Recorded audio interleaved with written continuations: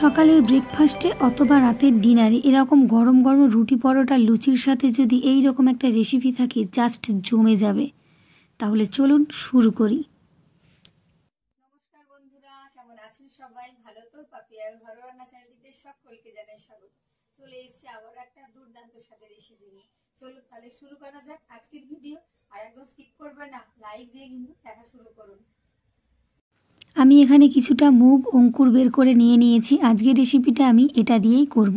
আগের দিন রাতের বেলায় মুগ কড়াইটা ভিজিয়ে সকালে জল ঝরিয়ে রেখে দিয়েছিলাম, অঙ্কুর বেরিয়ে গেছে। দেখুন বড় বড় অঙ্কুর বেরিয়ে গেছে। এবার এটাকে আমি সেদ্ধ করে নেব। আর এই অঙ্কুর বের হওয়া পক্ষে কতটা উপকার সেটা আপনারা কিন্তু সবাই জানেন। ছোট বড় সকলে কিন্তু খেতে পারবে। ভীষণ সুন্দর হবে রেসিপি। আর কোনো রকম ডিম ছাড়াই, তড়কা মশলা ছাড়াই এটাকে আমি বানিয়ে ফেলছি। দেখুন এটা আমি সেদ্ধ করে নেব, তাই একটা কুকারের মধ্যে অঙ্কুর বের হওয়া মুগ কড়াইগুলো নিয়ে নিয়েছি। এটা আগে থেকেই খুব ভালো করে ধুয়ে পরিষ্কার করে রেখেছি। দেখুন এবার এটাকে আমি সেদ্ধ করব। তার জন্য প্রথমে এর মধ্যে আমি দিয়ে দেব একটা বড় মাপের পেঁয়াজ। পেঁয়াজটাকে আমি আগে থেকেই খোসা ছাড়িয়ে রেখেছিলাম। দিয়ে দিলাম বড় মাপের একটা পেঁয়াজ, আর দিয়ে দিচ্ছি আমি কয়েক কোয়া 8-10 কোয়া রসুন এখানে দিয়ে দিচ্ছি। আর দিয়ে দেবো আমি দুটো ছোট সাইজের টমেটো। আপনাদের কাছে বড় টমেটো থাকলে একটা দেবেন। এবার এটাকে আমি পরিমাণ মতো জল দিয়ে সেদ্ধ বসাবো। তবে খুব একটা বেশি জল দিয়ে এটাকে সেদ্ধ করব না, একদম ভাসা ভাসা অল্প জল দিয়ে সেদ্ধ করে নেব। আর এটা খেতে কিন্তু ভীষণ সুন্দর হবে। এবার চলুন একটা সিটি দিয়ে নিই। আমি একখানা সিটি দিয়ে কিন্তু ফিরে এসেছি। এবার আমি কুকারের ঢাকাটা খুলে দেখিয়ে দিচ্ছি। দেখুন যে কতটা সুন্দরভাবে সেদ্ধ হয়েছে। একটাই সিটি দিয়েছি। আর পেঁয়াজ রসুন টমেটো দিয়ে যেহেতু সেদ্ধ করেছি, এর পুরো ফ্লেভারটা কিন্তু এই মুগ কড়াইয়ের মধ্যে রয়ে গেছে। ভীষণ সুন্দর লাগবে, কাঁচা গন্ধ একদম ছাড়বে না এইভাবে যদি আপনারা সেদ্ধ করে ফেলেন। পেঁয়াজ টমেটো আর রসুনগুলো আমি এখান থেকে বার করে আলাদা করে নিয়ে নিচ্ছি। আর মুগ কড়াইটা আমি অন্য একটা পাত্রে ঢেলে নিচ্ছি। এখানে মুগ কড়াইটা একটা পাত্রে ঢেলে নিচ্ছি আমি। আর এদিকে সেদ্ধ করে রাখা যে জলটা সেটা কিন্তু আমি ফেলবো না, সেটা আমি এখানে রেখে দিচ্ছি। আর জল ছেঁকে মুগ কড়াইগুলো এর মধ্যে আমি তুলে নিয়েছি। এবার মিক্সির বাটির মধ্যে আমি সেদ্ধ করে রাখা পেঁয়াজ রসুন আর টমেটোগুলো নিয়ে নিয়েছি। এটাকে ঠান্ডা করে নেব। আর এর মধ্যে দিয়ে দিচ্ছি আমি কয়েক টুকরো নারকেল। এটা আমি শুকনো নারকেল নিয়েছি, আপনারা চাইলে নরম নারকেলও নিতে পারেন। আর দিয়ে দিলাম আমি কিছুটা ধনেপাতা। এবার একটা সুন্দর পেস্ট আমি তৈরি করে নিচ্ছি। চলুন এদিকে আমি কড়াই বসিয়ে দিয়েছি। কড়াইতে দিয়ে দিচ্ছি আমি একটু পরিমাণ মতো একটু বেশি করে সর্ষের তেল। তবে রান্নাটা একদম হালকা পাতলাই করব আমি। এখানে কিছুটা গরম মশলা আমি ফোড়ন দিয়ে দিলাম, দুটো এলাচ দুটো লবঙ্গ আর কিছুটা দারুচিনি ফোড়ন দিয়ে দিয়েছি। ফোড়নটা ভাজা হয়ে সুন্দর গন্ধ আসতেই একটা বড় সাইজের পেঁয়াজ আমি কুচি করে কেটে রেখেছিলাম সেটা দিয়ে দিলাম। পেঁয়াজটা একটু নেড়ে চেড়ে আমি 30 সেকেন্ড মতো একটু নেড়ে চেড়ে ভাজা ভাজা করে নিচ্ছি। এটা একটু ভাজা ভাজা হয়ে গেছে। এবার এর কিছুটা কাঁচা লঙ্কা আগে থেকেই কুচি করে রেখেছিলাম সেটাও এর মধ্যে দিয়ে দিলাম। কাঁচা লঙ্কা পেঁয়াজটা একটু আমি নেড়ে চেড়ে ভাজা ভাজা করে নিচ্ছি। এবার আমি আগে থেকে 2 ইঞ্চি মতো আদা গ্রেট করে রেখেছিলাম সেটা এর মধ্যে দিয়ে দিচ্ছি। আদাটা তবে আমি বাটিনি, এটা গ্রেট করেই রেখেছিলাম। রান্নাটা কিন্তু এতে ভীষণ সুন্দর হবে। রাতে বা সকালে আপনারা বানিয়ে ফেলবেন, ঝটপট হয়ে যাবে, ভীষণ সুন্দর হবে। ছোট বড় সকলের ভীষণ ভালো লাগবে।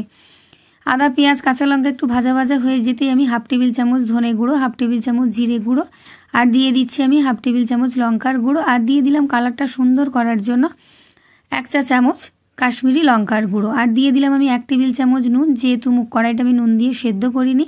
দিয়ে দিলাম আমি 1 চা চামচ হলুদ গুঁড়ো।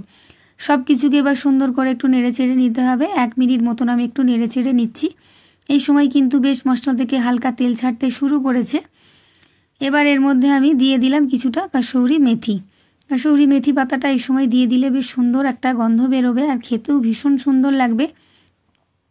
এটা ঠিক তড়কা নয়, তবে তড়কার মতো করেই আমি রান্নাটা করছি। এটা একটু নেড়েচেড়ে কষানো হয়ে যেতেই যে মশলার পেস্টটা আমি তৈরি করে রেখেছিলাম সেটা এর মধ্যে দিয়ে দেব। এটা ভীষণ সুন্দর হবে।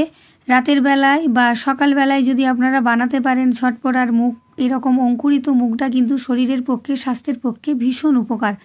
বাচ্চা বুড়ো সকলের ভীষণ পছন্দ লাগবে। মশলাটা দিয়ে দিলাম আর মিক্সির বাটিটা ধুয়ে কিছুটা জলও আমি এর মধ্যে দিয়ে দিলাম।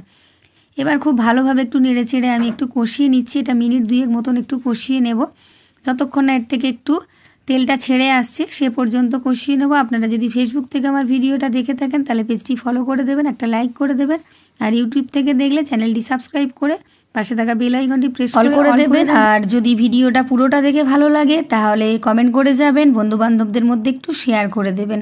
এখানে মশলাটা কিন্তু খুব সুন্দরভাবে কষানো হয়ে গেছে। দেখুন মশলা থেকে কিন্তু একদম তেল ছেড়ে গেছে। মশলাটা 2-3 মিনিট ভালোভাবে কষালেই কিন্তু মশলাটা সুন্দরভাবে কষানো হয়ে যায়। এই সময় কিন্তু গ্যাসের ফ্লেমটাকে আমি মিডিয়ামে রেখেছি। সুন্দরভাবে কিন্তু মশলা একদম আমার কষানো হয়ে গেছে। এবার আমি সেদ্ধ করে যে রেখেছিলাম মুগ কড়াইগুলো, অঙ্কুর বের হওয়া মুগ কড়াইগুলো, সেগুলো আমি এর মধ্যে দিয়ে দেব।